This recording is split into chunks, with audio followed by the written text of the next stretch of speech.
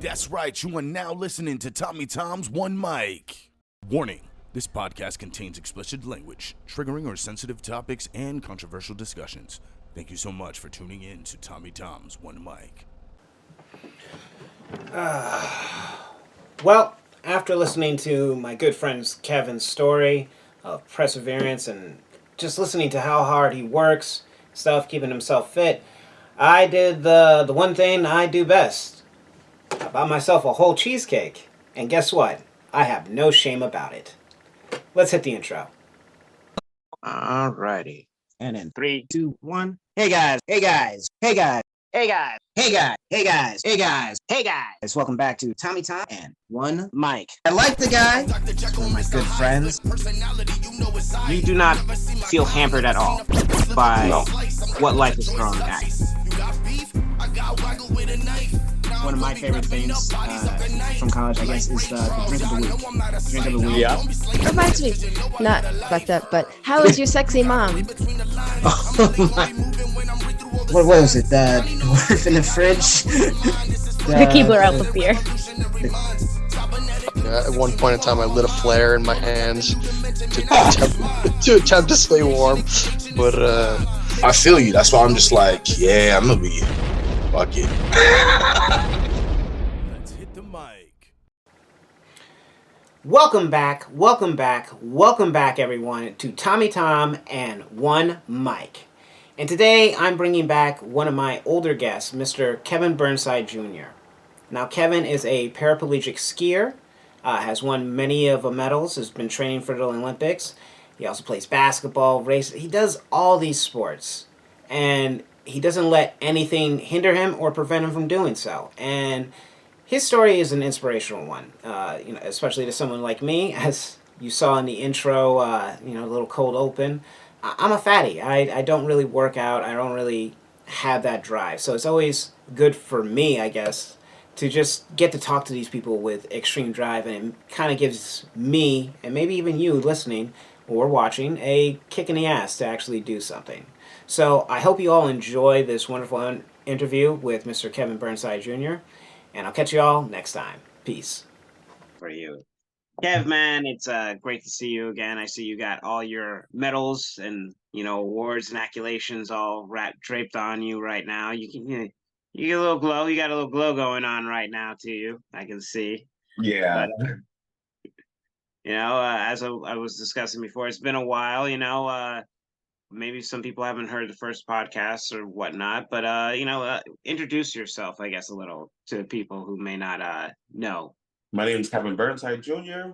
I reside right here in upstate New York. Adapted athlete, born with spina bifida, later became a bilateral below amputee, and I do a bunch of adaptive sports.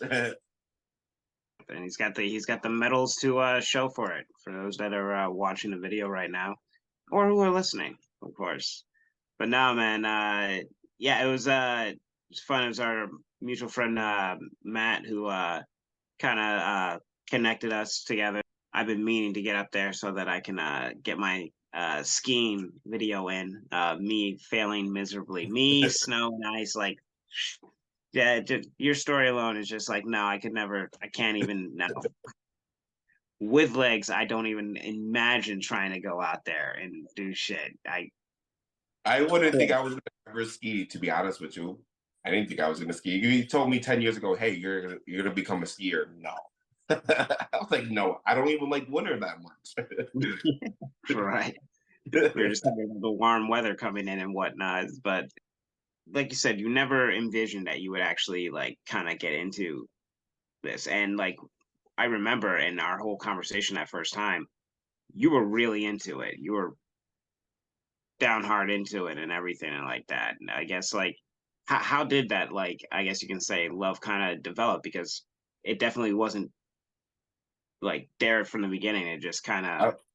I would say it was my first time on snow, being on snow for the first time, and going out with development coaches and Team USA coaches and seeing them actually work with me. It was like, wow. Then doing my first race and finishing my first race, I felt good.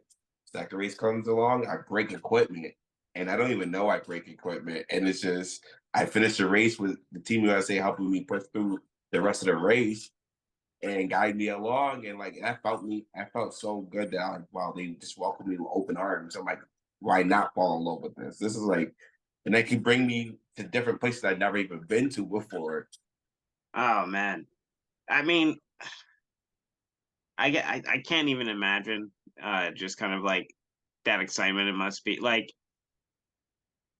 how I can envision is just like sledding as a kid or something like that. Right. Like like that first time you go down on a sled and all that. But you're in like general competitions because it's biathlon. Is that how you would Yeah, biathlon and cross country skiing. Yep. yeah, like cross country? It like yeah, there's a competition, but really the competition is more so with yourself. Right. That's kind of what they explain in any of those. Past You're track star in middle school myself. I would say this. I did the Boilermaker when I was 16. I got the second fastest time in a standard cheer, in the everyday cheer. And they wanted me to like, hey, you should really think about racing. And I'm like, I hate being by myself in the sport. I'm a team player. I don't want to everything has to be on me. No. I don't like that. That's a lot of pressure. But maybe I was so at that time I was so young. I was like, no, this is not for me. I just wanted to do it just to get a racing chair. That had something else. I say, oh, okay, I've done a couple of races. I want to do races that I want to go do now. But at the same time, I fast forward 10 years later, I'm doing a sport where I said I would never do. I would not be by myself. I hate being by myself in this sport. But maybe I just grew over the years of like, all right, this is a team sport, but I'll say skiing is like a team sport, but then again it's like you're by yourself. Like you're training by yourself. You're only with your team during camps. You know what I'm saying? Or unless you're in the area, unless you're at the home base of where they are based out of, you're training by yourself 90% of the time. You have to have motivation to get up every day to train. Because if you're not training, the next person's training 10 times harder than you. That's how the game kind of works. I mean, Yeah. you're kind of well, I was gonna say like the snow NASCAR in a way. You got your whole team behind you that sets you up, gets you going, and all that, and it's on you to perform. I guess you could say. Yep, it is because it's they'll get you like you said they'll get you started, they'll get you prepared, everything. Now you have to put everything that you just learned onto snow. And it's hard. And trust me, it's hard. You think you're doing so good at practice and training runs, and when it gets to snow, sometimes it doesn't. How can I say it? It doesn't turn what you've been doing. It doesn't follow through. Sometimes it just maybe train way too hard. Sometimes Yeah. that's what it is. You train too hard. People are like, you can't never train too hard, but you can know. Like when you get involved with stuff, when you can see your outcomes, you're like, oh, I did too much of this. Let me not do that much of that anymore and work out something else. You kind of have like a adrenaline jump right at the beginning because you've hyped yourself up so much for this race that it's like, oh, now it's here, and then oof, Oh, like yeah, your body trust me. just I've kind of gone through that a couple of times, especially at Empire State Games, where I pumped myself up. I'm like, I got this race. And it's just like, when I get into the race, it's just like, okay, what just happened? Like, because anything can happen in a race, especially biathlon. You can miss a shot. Your one missed shot could mean you just got in third place or second place now. So like anything can happen. You can be pumped up and ready, but you got to keep that same pumped up and focused the whole remaining of the race, and it's hard. Especially if you see like if you're at a big race and you know you're like, hey, I want to make podium. You're trying to make that podium. It could be two people that pass you, and you're like, man, my confidence just went right down. Like my confidence is down now. I don't even want to race anymore because you're like, could I actually really catch up to them? Because they're at a speed where you're not at that speed. You're already set into your whatever you need to be set into at your pace. Now you got to go catch up to them. Now you got to turn to a different gear. You're like, oh man. I mean, like, would you say, or I guess the question would be, have you what would be like kind of like maybe one of like your tougher moments in like a race that you've like experienced or something? Oh, my tougher moments in a race. Oh, oof, that's a good one. I would say falling, falling in my second nationals and getting back up and trying to beat the kid, honestly, and actually beat him because he fell and he didn't return back to the race, and I just kept out of racing. And I was actually shocked because he was like, you were coming up on me, I fell. He's like it would have been a good race if if I wanted like to finish out the race. He's like, I just hurt myself. I was like, it would have been a fun like at the ending just to see the sprint at the finish because we were both right there. He was like, Yeah. yeah, we're on the last lap. I was like, I know. I was really trying to catch you. I was like, I was like, you don't know how much out of breath I was. I was trying to catch you. Once I fell and I saw you pass me, I was like, I gotta catch you now. Like that's all in my head. Oh man. I can't imagine just like because at that point it's not like anybody can come and like help you back on or anything like that. It's just on you, right? It's on you. The only time they can actually help you back on course is like you have to be directly like directly off course type of thing. Like the track shoots you out and they shoot you off course and they helping you get up. That's happened to me before where like I fell and like the track shot me out so hard that it made me flip over Oh shit. and yeah, one of my skis flew down down all the way down the tracks. And there was lucky enough there was a guy standing right because not everywhere every there's not a guy in every spot where you're gonna be skiing at. So lucky enough we're at this corner and the guy was standing there. A delegate was just standing there. He was just like, all right, I'm coming down, I'm flying too, and you can see I'm flying. And next thing you know, I just got shot out of the tracks. I fell. My ski goes down, goes down the ways. There's another skier coming down. He avoids me, goes off course. He falls and crashes. So it was like a whole mess that whole race. I was like, oh my god. I couldn't get up at that point because I fell so hard. I was like, I need a break for a second. Like that hurt. That hurt.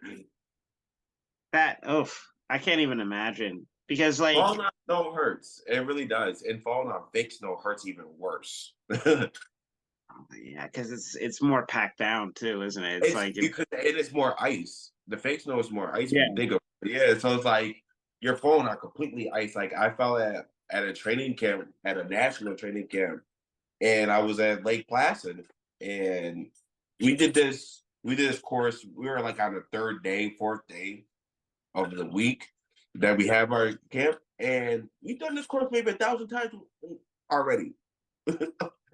And I just leaned way too far over to take a turn, and I just smacked my shoulder really hard. And I couldn't even like get up and pull because it was just excruciating pain. I couldn't even lift up my arm like this much. This is as much as I could lift my arm up. Yeah, I was just sports mad. She's like, what can you? She's like, what happened? I was like, I fell on my shoulder. I was like, I can't even move my arm. I was like, it hurts to push my chair. She was like, all right, now lift up your shoulder like this. I was like, at the time, this is as far as I can do. I was like, this is as far as it's gonna go. She was like, oh yeah, you have an AC sprain. She's like, you're not doing no training tomorrow. You're coming in here and sitting all day. And I was like, I'm so glad we only have like 2 days left to freaking camp because I was like, to sit in sports medicine all day to help them get you back to where you need to be, that's because you're missing what you need to be training for. And like literally, they won't allow you to go out. They make you sit in there to make sure you don't go to your training sessions. I sat in there, watched TV while they worked on me all day long. And you're a training kind of maniac. I've always noticed and been impressed with you that you know you Right. have your regimens and stuff that you do. You know, put me to shame. You put me to shame. It's like yeah, you know, I could start doing that. But you know what? Kevin's doing it enough for the both of us. He's got this hand. Yeah, like I said earlier, since I've been back home from up north, I've been in like a little funk of training. So like now that I'm feeling better like about everything, that I'm getting back into my swing of things. I'm trying to write everything up So I'll have it like going into the gym, like I already know what to do. I hate going into the gym not having stuff ready for myself. You know what? I have no envy whatsoever. Fact, no envy whatsoever. But I mean, and like, I guess in the training and all that, like, going, you have all the medals and all that. Like, what's that? I guess experience like because I know that adds to the excitement of the whole competition and all that. But like, actually getting to stand on that podium because you said before, you're a team player and all that. So this is like the one aspect of this individual thing that maybe you weren't expecting or maybe were prepared for at first. My first podium, I was more nervous than anything. I don't know why, because like I've won stuff like you said, like I said, I've won stuff team wise. Mhm. I've won races by myself before, like in wheelchair racing. I think me being on the podium was like tops the best thing I've ever done. Like won, to be honest with you. I won a racing chair. I mean the biggest 15K in the road I raced in. And like that used to be my number one thing that I was like so proud of myself. But like that's number two now. Just because like me racing and being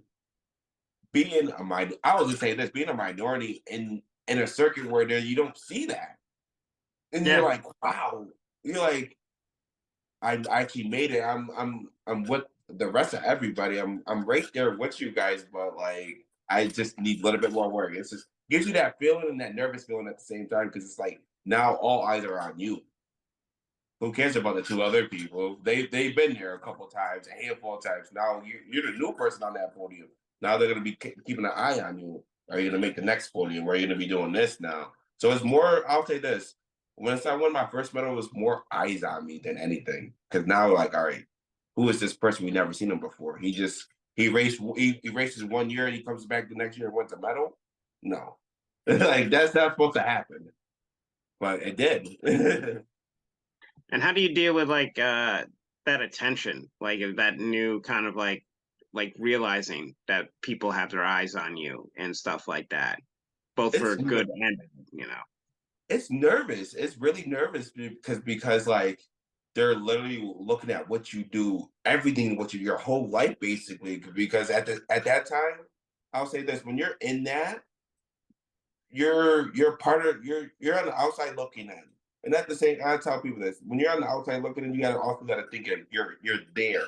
You're already on the Team USA radar, like when you're on the outside looking in. So now you're gonna be even looked at even more. So like your everyday lifestyle is gonna change. You may not think it's gonna change, but it changes like that fast. Like you may be thinking, oh, I want to go out with my friends and do this. But you also got to think in the back of your head, who else is out there paying attention to what you're doing? They know what you're doing. But you're out partying, you're out doing this. Yeah, everybody wants to have a good time. But there's certain things you can't do once you have all those eyes on you. You can't do it. You really can't. It's hard. You want to go do those things. You're like, man, I want to go do that. No, I can't because I know the backlash at the end of the day it can cost me something, honestly. You can't indulge in your inner degenerate, so much. It's you got bigger responsibilities and bigger opportunities, more valuable than Yeah, I'll say this. When I first started, it was like, all right, I'm gonna try this. Who knew I was gonna get my second year? I was getting medal at nationals. Then 2 weeks later, medal again at 3 weeks later, medal at Empire. I didn't think any of that was gonna happen. Nobody knows anything is gonna happen, and it's like everything just happens so fast. And you're just like, how do you even control this? Like it just goes. It just keeps coming. It's just coming at you. And you got people just like, hey, I would like to sponsor you, or hey, would you like to come on this, or hey, would you want to do this? And you're just like, so this is as much attention you get when you start winning. I'm like, that's a lot of attention. Like, it is also like nerve wracking because like I feel like even like people expect you to be always win. Once you win the first time, they expect you to always be there. But that's not the case though. Like you can't always be at that podium. There's somebody gonna be there better than you the next time. Anything can happen. sometimes it's a revolving door. Those like in sports like that, you never know what could happen and all that. And it's like it's not so much like flavor of the week or so or something like that. You're the hot commodity suddenly, and when you're on top, and then when you're not, then it's like they go somewhere else. They're going to the Yeah, next. I So felt that. I felt that more now than anything. Like I was like I said, I was a hot commodity for a couple years. COVID hit, boom, it messed a little things up for me.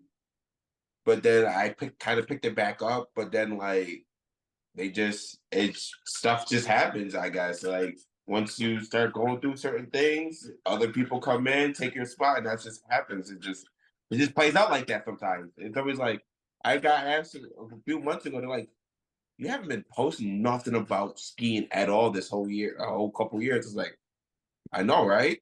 And they're like, are you still into it? I was like, oh, I'm still into it. I was like, just taking a break for a minute. Like sometimes you have to take a mental break because a lot of people don't realize like that training to be on Team USA, to make to Paralympics / Olympics, whatever you're trying to do, mentally that drains you a lot.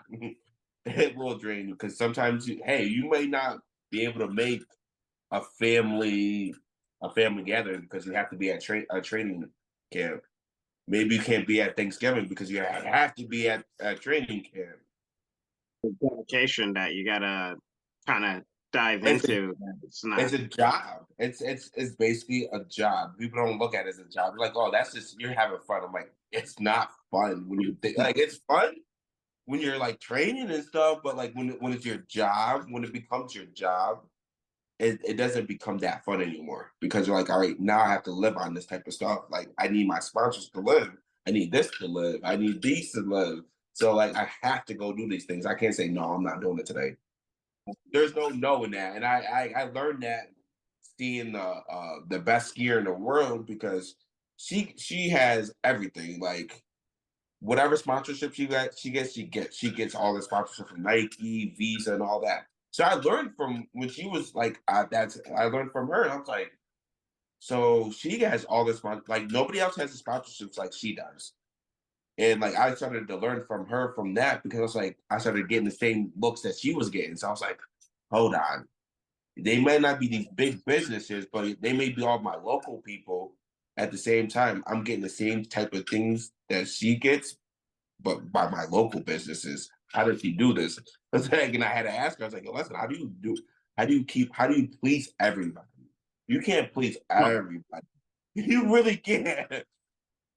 Like I had a jacket and somebody was like, listen, you're gonna have to tell your sponsors that they're gonna have to pay for their spots on your jacket to please everybody because like I was getting sometimes I'll get backlash because I didn't wear a certain shirt in videos or I didn't shout them out or enough times or this I was like, oh my god, I was like, this is really this is too much sometimes. Like You become a commodity of a sort instead of like a right. person. So it's your actions now hold more weight into other people's pockets as well. So you have to, Right. Almost like I have to make my first sponsors happy. My main sponsors, I do all my sports. I gotta make them very happy by winning, representing who they are as a whole.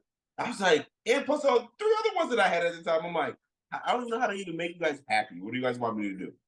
And they were like, hey, can you do this? Do you do that? Do this? I'm like, I'll do whatever freaking interviews you want me to do. Want me to talk to people? I'll talk to them. I was like, I'm down for it all. And they're like, okay. And I started like, I was like, and at that point, I see why she had like an agent and a manager and all these people to help take care of that type of stuff. So she didn't have to worry about that type of stress on top of training type of stress. Because worrying about that and training, those two type of stress is hard. It's hard on somebody. yeah, multi-managing everything is it's a task I think only few really are really good at and stuff. Yeah. Because You I was know, bad at it. I was just like, how do I even? I'm talking to 5 different people at the same time, and we're all like, I was like, oh my god. I was like, and I gotta train. I'm like, you guys are talking to me while I'm training. So I'm not training like at my full potential at that point. I always tell them like I'm in the middle of training. Like in the middle of training, like, can I hit you back in an hour? And they're like, okay. Because I gotta focus on that. You want to talk to me, you want to hold a whole conversation when I'm training. Oh. They want to talk about the money, but they're forgetting about the actual commodity has to actually be able to perform. So, Right. And it's for the hard. money to be worth it. Yeah, and so like that's a hard thing to deal with when you're that commodity, when you're got all eyes on you and you're trying to do that good. It's hard to keep doing it, honestly. It is. And I was gonna say, I mean, and that doesn't definitely got to put a lot of pressure on yourself as well, uh, in a way of just like, you know, kind of your own value in yourself and how you get all these other people or things pretty much telling you what your worth is uh, instead of you yourself sometimes. And so, Right. I'm very curious how you deal with that, I guess. Oh man. Hard. Hard. Taking a couple deep breaths. It is like Yeah. it is hard saying, hey, you gotta do this. I'm like you guys want me here, you want me in 5 different places. I can't be 5 different people. I'm one person. Like I can't do everything when you guys want me to do it. It is hard. Nah. But you know what? We're gonna take a quick little break, and we're gonna talk about some of the things and activities you've been doing while you've been on your little skiing break. Because I've been following, I've been watching. Little Okay, basketball, okay. game, we say. But we'll be right back right after this.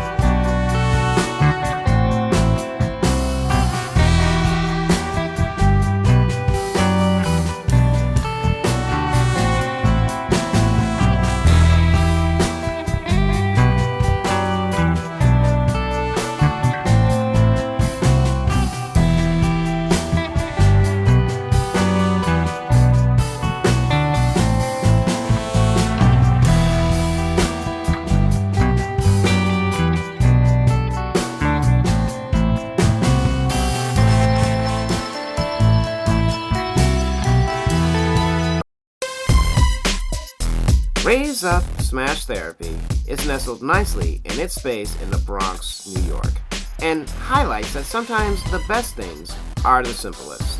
In the waiting room, you'll get the chance to hang out and suit up in some protective gear before you enter your quote-unquote therapy session. Whether it's a bath, golf club, or whatever the staff may have lined up for you for that day, don't be afraid to let loose and go a little crazy on all that breakable stuff that will be nicely lined up for you for your therapy session. And much like the establishment itself, Raise Up has 2 smash rooms with their own unique aesthetic, highlighted by the graffiti art and albums scattered throughout that show Raise Up's ties with the city it was raised in.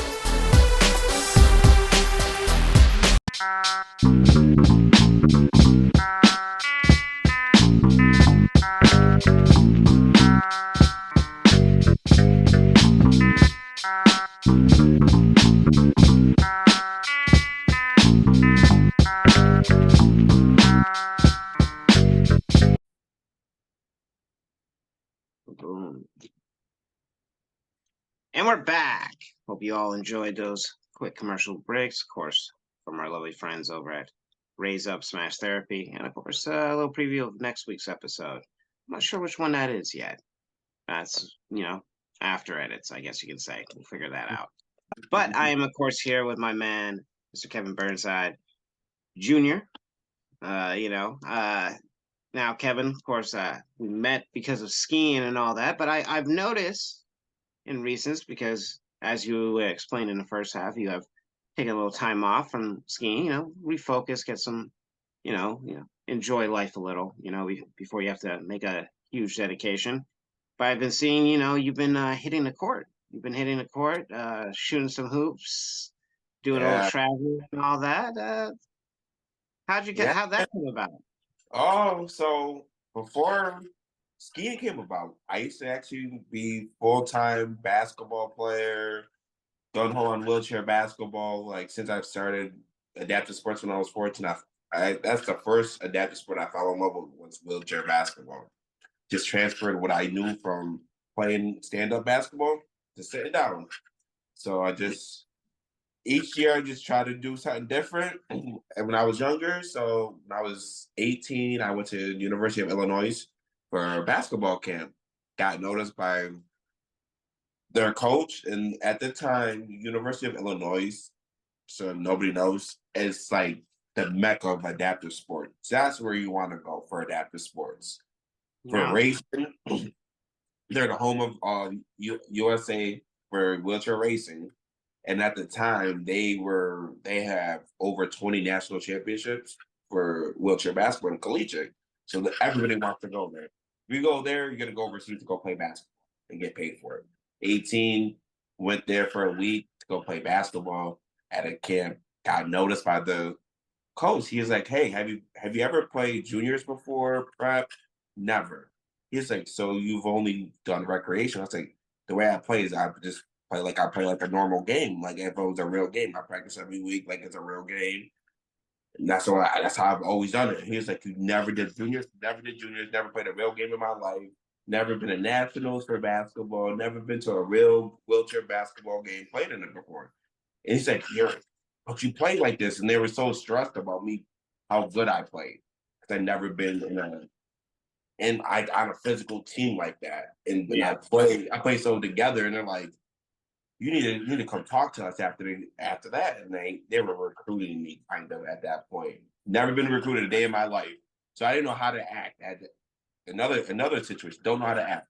They're picking me up every day, taking me to Dunkin' Donuts. I'm like, what the heck? They're like, yo, they want you here. That's why they're doing this. I'm like, oh, cool. Time comes around. He goes back up to Canada to go coach some team up there, international team. So I'm like, I don't want to go play for Illinois. The coach is not there that was recruiting me. Well, I'm gonna go play for a different coach that I don't know anything. I didn't get to talk to him or anything like that.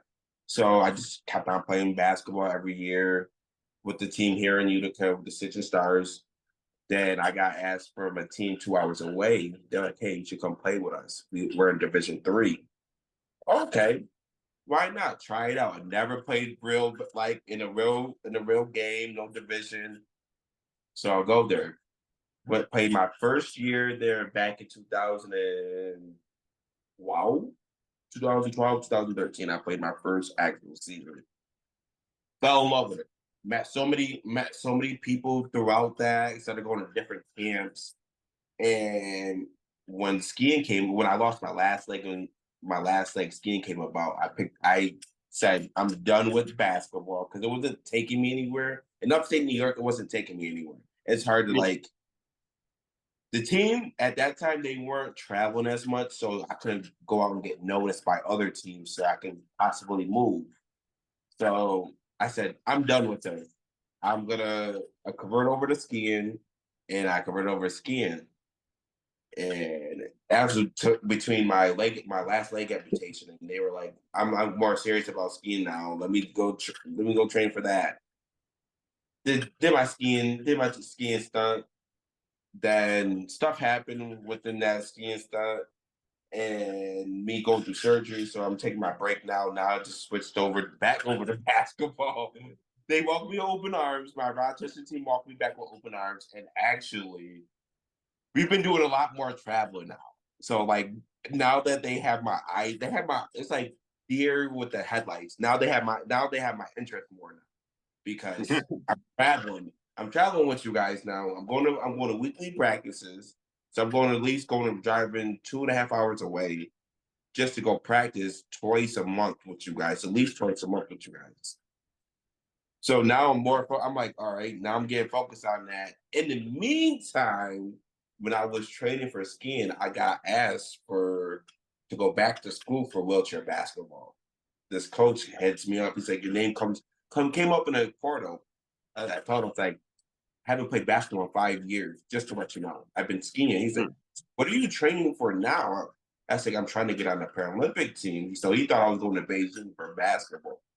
Him not looking, I was like, I'm going to trying to go to Beijing for skiing. He was like, oh, so your name came up in a portal. I was like, well, I haven't played on a basketball team in 5 years.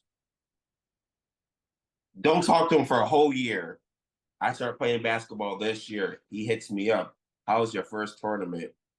I said, it went good. He said, how did you score? I was like, I don't know. I said, you're going to have to get the score sheet from the guy from the tournament. He's like, okay, I will. Next thing you know, weeks later, he's like, do you want to go back to school?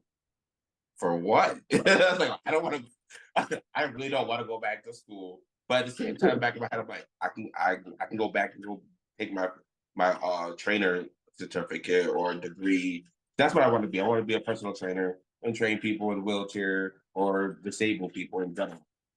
So I said, I can go back to school for that and play basketball. So he's like, well, I want you to come down and play. He's like, the team that I got around now, he's like, you'll fit perfect with. He's like, and you know majority of the guys because you played against them in Division 3. I'm like, and I looked at the roster and I'm like all these guys I know, and like two of the guys I'm close with. One of the guys I used to have to play defense because he's like the number one threat on his team. I'm like, so you saying I'll get to have all these people with me? He's like, at least for a year or two. I was like, okay, so that's a big announcement I really haven't said to a lot of people, but that's gonna be my announcement.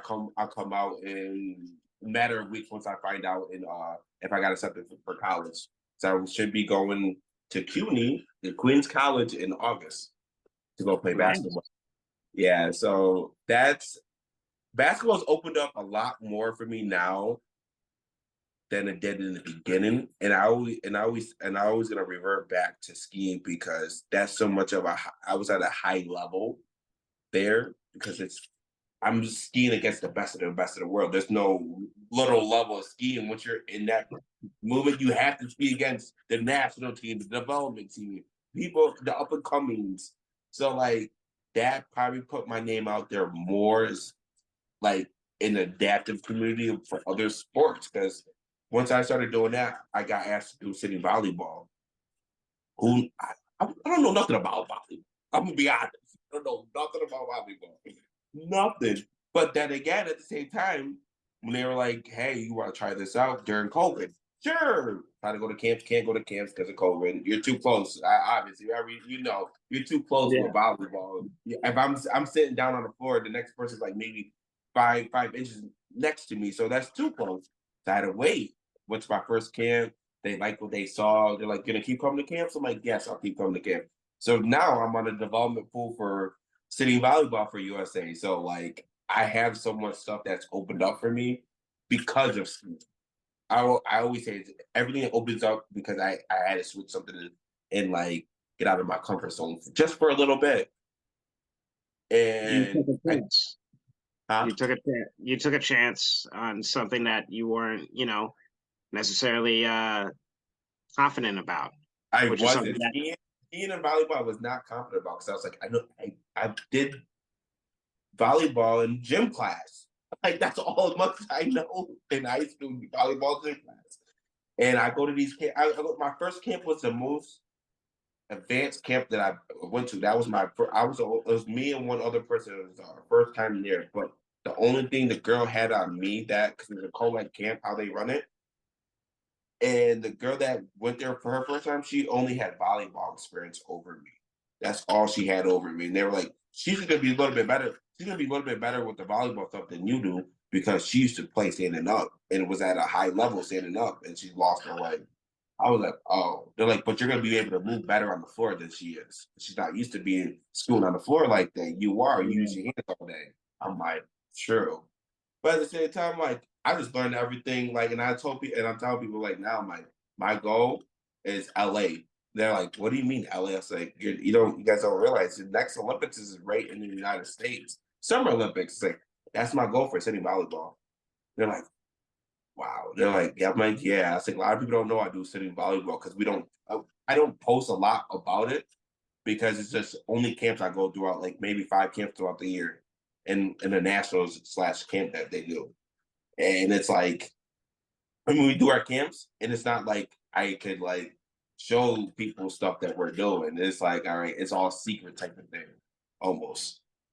So like, I'll show people like the banner where I'm at. They're like, "Where are you at?" I'm like, "Oh, it's like I'm at USA camp." I was like, "I'm at USA development camp right now." They're like, "Geez, you're like you travel a lot." I'm like, "I do." I'm like, being an athlete at that caliber, you have to travel. Like you have to travel so much to get to things. But like for basketball, that's like my number one sport I always loved. So like I'm always in, like when I started skiing, and my first coach, he's like, you can always fall back to basketball. Basketball's always gonna be there for you. You know this. I'm like, so try something different. I was like, yeah, I tried it different for a while. And I've been telling myself, I was like, I didn't say I'm not gonna go back to skiing. I just need a little time off to get my mental straight, my whole body like physically 110% for skiing. So I had to tell someone, I was like, you can't go skiing and if you're dealing with certain stuff. Like that affects you when you're skiing because you're in the cold now. It's not like you're in the gym or anything. You're in the cold you're dealing with so many different factors now. It's like maybe this year I'm done with skiing for right now. They're like, really? I'm just done right now. I say, I'm just gonna focus on basketball. I say, I can go ski anytime. I can say, hey, I want to go jump in this race right now. I say, it's not like I'm not doing stuff to keep my skiing body up. I'm just not doing all the intense training for skiing like I was doing. Like, yeah, I'll jump on my skier for a little bit to get my endurance up, so when I do want to go ski, I won't be out of breath. You're not you're just kind of regrouping yourself. It's not so much that you're like you've completely just taken yourself out. You're still gonna keep yourself, warmed up in the sense of Right. like, I need Yeah, to, I know what I need to do to like stay there. I don't want to like come back and be like, oh yeah, I'm just rolling out the couch and getting ready right. to go. And that's what happens to a lot of people, especially with skiing, because like if you don't touch that skier at all for months, you lose everything. Like I lost a lot of the stuff going through my surgeries through a summer. So I was like, shoot, I can't go just jump in skiing the following season to have my body ready. So because that's a different type of training. You would literally have to have your body ready. Like basketball, yeah, you have to have basketball body ready, but it's not so much more than skiing. You're putting so much stress on your body with skiing that you do need a certain way to train, and for months you need to train like that before you go out in the snow. But like basketball just came back from Indiana about 3 weeks ago. My team came in 4th place out of 13 teams, and yeah, that was a fun experience. My first time in Indiana, first time at that tournament, our first time as a whole team at that tournament. We over succeed. We shocked a lot of people because our first tournament went 0-4. We didn't win no game our first tournament season. Beginning of the season, we were 0-4. We were like, I didn't even know we were going to have any more games after that first tournament because we were just like, yo, forget this. This comes up. They're like, we're all said we were going to go. Granted, we didn't have our full team in the beginning of the season. We bring our full team this tournament. So the same couple teams that were in the beginning of the tournament, they were there too. They were like, who are these people that you brought with us? It's like, our team is our real team. They're like, okay. Our first game we played, we were up. I mean, we were up like 77 in the first quarter, we were up like 77, 17-7. Second quarter, they started coming back. And then they just started coming back. The first team, I'm like, and that was their first game of their season. And so we're like, yo, you guys never played a game yet? They're like, no, we're in February. We're like, Nationals is in April for us. They're like, you guys haven't played a game? They're like, no, this is our first tournament. I was like, okay. So they beat us. They came back and beat us by 12. Then they played the number one team and beat the number one team. And that was like the number one team out of our whole division, the whole nation. they beat them, and it was shocking that they beat them because we all know we're like, oh, that number one team is good, like really good. And I'm also friends with them, like the number one team in the country right now. I'm friends with the majority of the team. So like I'm like, so I watched it. I'm like, they really knocked them off. Wow. I was like, okay. And we played our second game. We won our second game. We out of the first day, we were 2-1 out of the first day. Next day comes out. Well, was it 2-1 or 2-2? One of them two. We were out of the first day. We played a handful of games. We came up on top. Then the next day, it was just like, all right, we got to play our fourth place game, or third or fourth place game, and we beat the team that beat us our first game, and they were shocked that we beat them by 12. They were like, what the hell? I was like, yeah, I was like, we just. So we're tired. Just to let you know, we're mad tired. We played the first game the first day, and we didn't get out until 9 o'clock that night. And we were in the last game of the day. So we're the first and the last game of the day. I'm like, oh my God. And we beat a team that beat us the first tournament that beat us. We beat them, the University of Michigan. We beat them the last day of the first day of the tournament, and they were so mad because that's like. That was one revenge that I wanted so bad because they beat us, and they were just like their team just talks so much. Their coach talks. Their coach talk. Like, don't talk to me. Talk to the refs. You know what I'm saying? Talk to my coach.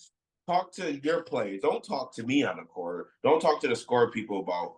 I'm talking to score people. Now you're in their ear about the score. No, I know what's going on. If I score, one of my teammates score and I don't see something change, obviously it hasn't changed. Like, I know I'm not seeing it. I'm not seeing things. And it was like, I took their number 2 option out. I just took him out completely out of the game. He didn't score no points. And their first option, he had to do majority of the work. So it was just like, we just played a great team basketball that whole weekend. Couldn't ask more from it, to be honest. Nice. I don't know if you mind talking, like, because you did say you had like surgery. I mean, we were going to have a record earlier and all that. Like, how many surgeries have you actually had to like undergo? I don't I love this answer because people really. I can count on both my hands, both of my feet, probably if I had my feet. So I'm probably over 20 surgeries. Jeez. Yeah, And over 20. I assume that can get pretty draining after. Well, I'll say this: about a couple years ago, not last summer, 2 summers ago, I went through surgery. I was maybe in surgery all summer. I would literally go to surgery, recover for 3 weeks, come home for a week, and be right back in there 2 weeks later. Like, it was my whole summer. It just, whatever the surgery that they were doing wouldn't make me heal the correct way. It would just open right back up. Matter of weeks. I was just like, so that's tiring. That's tiring. I'll say it's tiring for anybody just having to go back and forth to seeing the doctor. That's so tiring. Nobody wants to do that throughout their day. So I was going to see him. I would call him up, like, hey, open up. What do you want me to do?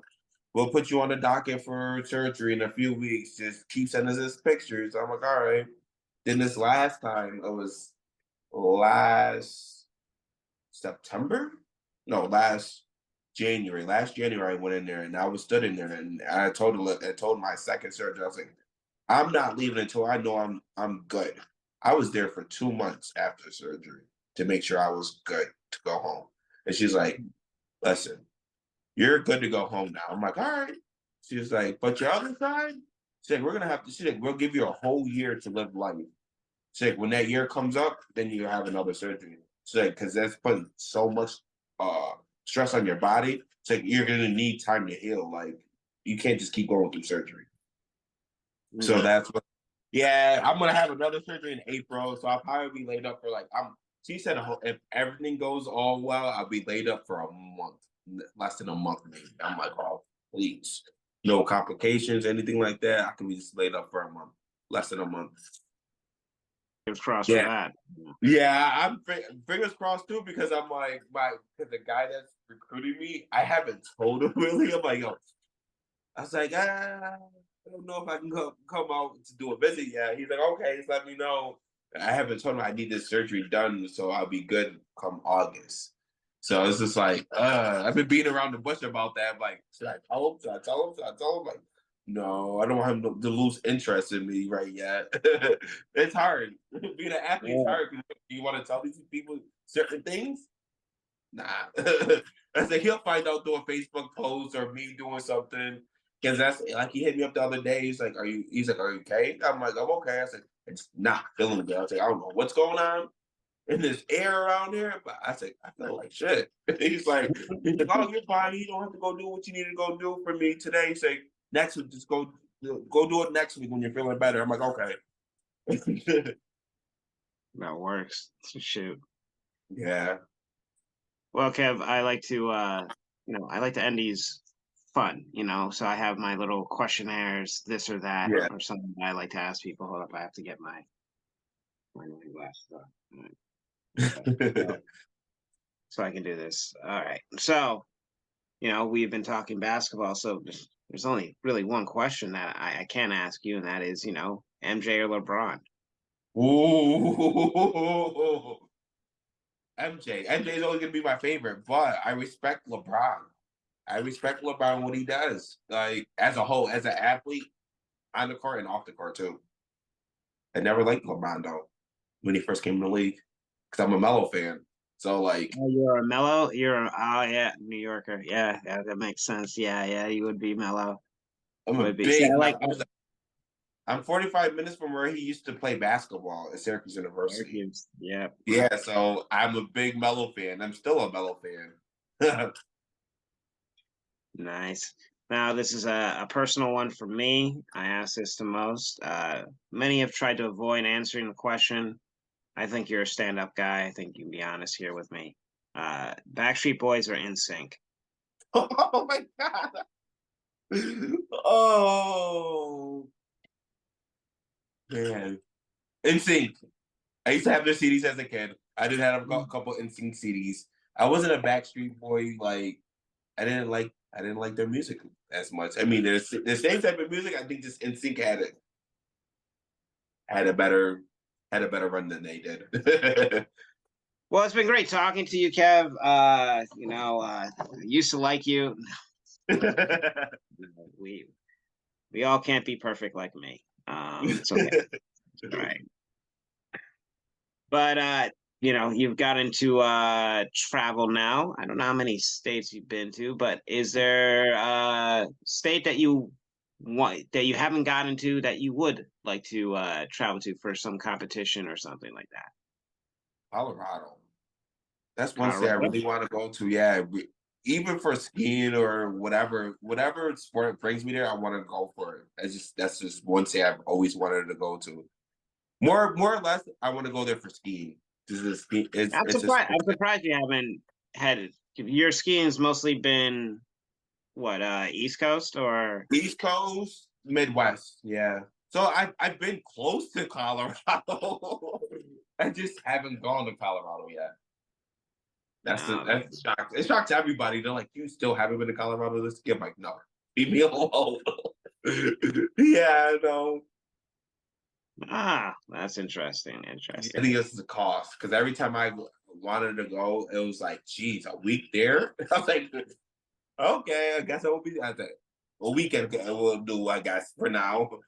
Still haven't gone, but it's gonna be in the works. Now let's see. You've done racing, basketball, skiing. You're doing some volleyball now. So now the question is, what will be the next sport that Kevin will try? Now I have some suggestions, some to throw out at you. From these suggestions, I'd like to see which ones you're interested in. Okay. Now one. Then this one I think is probably to be the popular one. Some ice hockey. I think it incorporates a lot of things you love. So now you get like a stick that you can knock a puck around and all that. think it'd be interesting. I'm not sure what the logistics of it all is, but I mean, it would combine your love of skiing, your teamness of basketball. Thought that'd be fun.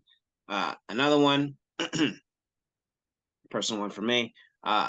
Professional wrestling. I think you can have a future in there. If you want the entertainment, you get the spotlight and all that. You know, we could come up with names and all that. Right. We could play into stereotypes, whatever. You know, that's just kind of how the wrestling game works. You know, you're there for like a year or two, you get your name out there, then you just, you know, go off and, you know, be a loser and then make a podcast, you know, like stuff like that. That's what you can do. You can be an actor after that. That's what most wrestlers do. And now the other one is surfing. I'm thinking to go far out. Yeah. That's different. That is real different because there's a skier that does surfing right now, actually, in his off season. He wanted to do something different off season training. Surfing was his new thing. I'm like, surfing, what? He's like, it's fun, it's fun, it's fun. I'm like, wow, I wouldn't think surfing would be that much fun. My thoughts with that one is it's just like you know, you like to challenge yourself a little more. I figure this would be the exact opposite of this first challenge you've conquered. Now let's go to the opposite one. I haven't even really thought about a different sport, really, a new sport to try. Oh no, I have. No, I can't. I'm lying. Wheelchair football, because that's a new hot commodity right now. They're trying to get all the NFL teams to sponsor a team right now. So that's one that I do want to try, but I'm stuck right now because I'm a diehard Patriot fan, and they're looking for players. Granted, that's 2.5 hours, about 2.5 hour drive. But Buffalo already has a team, and that's about 3 hour drive in New York. Yeah. So it's like I'm in that area where do I try it out in Buffalo just to see how it is? And then go try it out with the Patriots. Trade. Grant, this does bring up I saw your post during the Super Bowl. As a 49ers fan, I was very hurt, very devastated. You know, that's twice now. You got 2 strikes now. First the NSYNC. First the 49ers hate, and then next was of course the NSYNC. All right. After that, you know, I don't know if I can ever talk to you again here, Kev. This is you know. My two favorite defensive players, because I'm a big Ohio State Buckeye fan, they're on the 49ers. I did really wanted the 49ers to win just so they can get a ring. But in reality, I was like, Mahomes is going to be Mahomes. It's like Brady in the playoffs. Like, he's like a little Brady. He's like, he really is like, oh, can he go score? Can he go win in Buffalo? He's never played an away game before. What did he go do? Go win an away game. I told one of my buddies, like, he wins that game, give him the Super Bowl. They're like, why? I was like, because it's just it just sounds just right. So just give him the Super Bowl at that point. I hated every second of the game because anytime I tried to watch it, something bad would happen. So the first course is I turn on. It's like, oh, 13-3, we're up. Yeah. And then I guess in that game we had our kicker got the longest field goal in NFL history. So I managed to click on to see the Kansas City Chief kicker outdo the 49er kicker and take that thing. So I just turned it off, go back.